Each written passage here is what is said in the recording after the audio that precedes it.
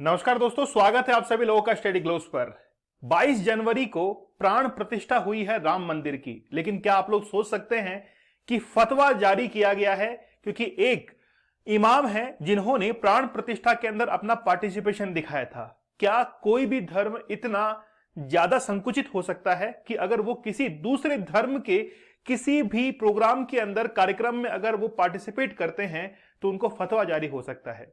आज हम लोग इस लेक्चर के अंदर जानेंगे कि फतवा क्या होता है, अरबी भाषा से कैसे ये शब्द जो है वो निकल कर आता है, क्या भारत के अंदर ये लीगल है, क्या इसको लेकर कोई भी कोर्ट केस हो सकता है। आज तमाम जानकारी जो है हम लोग लेना शुरू करते हैं। हाल ही के अंदर हुआ क्या है कि 22 जनवरी को जब राम मंदिर की प्राण प्रतिष्ठा हुई थी तो उस समय इमाम है जिनका नाम है उमर अहमद इलियासी, इनको फतवा जारी हुआ है और फतवा जारी किया गया है ऑल इंडिया इमाम ऑर्गेनाइजेशन के द्वारा। ऑलरेडी ये चीफ थे और इनको ही जो है फतवा जारी हुआ है।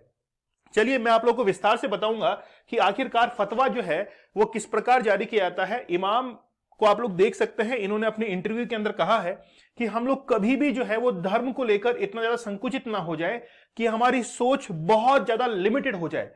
भारत के अंदर आप लोग रहते हैं तो भारत एक ऐसा राष्ट्र है जो कि धर्म निरपेक्ष है। यहां तक कि इन्होंने भी ये कहा कि भारत एक सनातन को मारने वाला एक देश है और सनातन को मानने के साथ साथ वो दूसरे धर्मों की भी उतनी ही बराबर रेस्पेक्ट भी करता है। ठीक है, चलिए आप लोग हमारे 75 डेज हार्ड चैलेंज के साथ में जुड़ सकते हैं। वाकई में बहुत सारे ऐसे लोग हैं जो कि पॉर्न वीडियोस की तरफ अट्रैक्ट तो होते हैं, उनको देखते भी हैं, लेकिन कभी इस चीज को एक्सेप्ट नहीं करते कि उनको एडिक्शन है। अगर आप लोग एक सप्ताह के अंदर 8 से 10 घंटे से ज्यादा इन वीडियोस को देखते हैं तो ये मान के चलिएगा कि कहीं ना कहीं एडिक्शन आपको होना शुरू हो चुका है और आप लोग इस दलदल के अंदर फंस सकते हैं। 75 टेक्निक्स आप लोग को बताई जा रही है कि आप लोग इस एडिक्शन से कैसे बाहर निकल सकते हैं। चैलेंज कूपन कोड यूज करना है जिससे डिस्काउंटेड प्राइस के अंदर ये अवेलेबल होगा और जब से आप लोग ज्वाइन करेंगे तब से ही आपका हार्ड चैलेंज शुरू हो जाएगा। सबसे पहले आप लोग को रूबरू करवाया जाता है कि आखिरकार जिस समय प्राण प्रतिष्ठा हुई थी उस समय इमाम साहब कहां खड़े थे। तो यहां पर आप लोग देख सकते हैं कि इमाम साहब यहां पर खड़े हैं और प्रधानमंत्री मोदी जो है वो उनको अभिवादन करके जस्ट यहां से निकले ही हैं। भारत के अंदर जो सनातन धर्म है उनके मठाधीश भी यहां पर मौजूद हैं, उन्हीं के साथ कंधे से कंधा मिलाकर धर्म निरपेक्षता का एक बहुत बेहतरीन परिचय देते हुए भी वो यहां पर मौजूद है। यहां पर आप लोग देख सकते हैं कि इमाम साहब जो है वो हिंदू धर्म के जो मानने वाले हैं उनके साथ में यहां पर मौजूद है, संतों के साथ में। लता मंगेशकर जो मंच है यहां पर भी आप लोग देख सकते हैं कि एक फोटो जो है वो क्लिक की जा रही है और सनातन धर्म के, हिंदू धर्म के लोग जो है वो भी यहां पर मौजूद हैं। बहुत सारे आप लोग देख सकते हैं कि जानकार हैं धर्म के, लेकिन इस बीच में ही एक फतवा जो है जारी होता है। फतवा क्या है पहले वो सुनिए। फतवा बेसिकली एक अरबी भाषा का शब्द है। फतवा को जारी करने का अधिकार उस व्यक्ति के पास में होता है जो कि मुस्लिम धर्म का गहन जानकार होता है, डीप नॉलेज उसको होती है। मैं 3 शब्द कहूंगा, एक तो है इमाम, एक मौलाना और तीसरा है मुफ्ती। इमाम और मौलाना जो है इनको इस्लाम धर्म के बारे में नॉलेज तो होती है लेकिन कंपैरेटिव मुफ्ती के कम होती है, इसलिए मुफ्ती जो होते हैं वो सबसे ऊपर होते हैं जो कि सर्वे सर्वा होते हैं। खास तौर पर मुफ्ती जो होते हैं उनको फतवा जारी करने का अधिकार होता है। लेकिन फिर भी कई बार आप लोगों ने देखा होगा कि इमाम और मौलाना जो है वो भी कई बार फतवा जारी कर लेते हैं। ये भारत के अंदर इल्लीगल माना जाता है, इसको कोई कानूनी संरक्षण प्राप्त नहीं है। लेकिन अगर कोई भी व्यक्ति फतवा को नहीं मानना चाहता है, यहां तक कि हम लोग इमाम साहब के बारे में बात करें कि अगर ये फतवे को नहीं मानना चाहते हैं तो ये इसके अगेंस्ट में कोर्ट में जा सकते हैं और इनकी सुनवाई भी होगी। इसीलिए कहते हैं कि फतवा जो है वो जब जारी किया जाता है तो इसको मानना और ना मानना जिस व्यक्ति को जारी किया गया है उसके ऊपर डिपेंड करता है। पहली बात तो यह है कि भारत कोई इस्लामिक राष्ट्र नहीं है, भारत पाकिस्तान और दूसरे जो इस्लामिक कंट्रीज हैं उनमें से नहीं है। भारत के अंदर सभी धर्म जो है वो रहते हैं, इसलिए कहीं पर भी ये जो फतवा है इसको लीगली यहां पर कोई भी प्रोटेक्शन नहीं दी गई है। ठीक है, तो फतवा जो है उसको लीगल कोई भी प्रोटेक्शन नहीं है, जुरिस्डिक्शन के अंदर वो आता है, इसके ऊपर भी सुनवाई हो सकती है। इमाम साहब अपना फतवा दिखा रहे हैं और कह रहे हैं कि इस फतवे के अंदर मेरा मोबाइल नंबर तक लिखा गया है, यहां तक कि मुझे कई बार पाकिस्तान से भी धमकियां मिल चुकी हैं कि आखिरकार आप प्राण प्रतिष्ठा के अंदर वहां पर शामिल ही क्यों हुए।